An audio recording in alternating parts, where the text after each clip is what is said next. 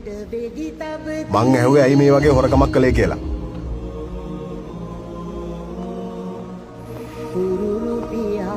තාත්තා මොකද කරන්නේ? ආ?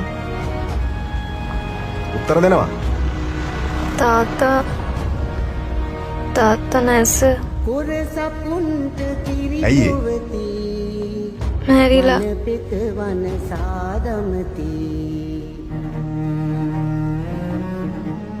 මොනවා වෙලාද?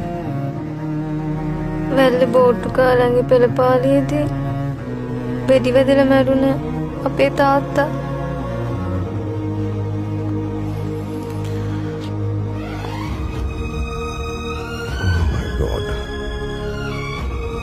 අම්මා කොහොමවල වැඩ මල්ලි ගිය සතියේම ඉස්කෝලේ ගියන සපත්තු දෙක කැඩලා හින්දා.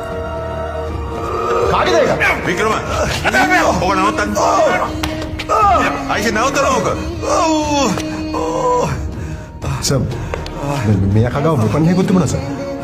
වෙපන් එකත් එක්කම මූව රිලීස් කරනවා. ඇයි සර් ඒ? අයිෂා මේ අකා ඇවිල්ලා රත්න සුරේන්ද්‍ර ඇමතිතුමාගේ චක් ගෝලේ. සර් ප්‍රස්ට්‍රීමකට මරණ තර්ජනය කරා කියලා කියන්නේ ක්‍රිමිනල් කේස් එකක් නේ.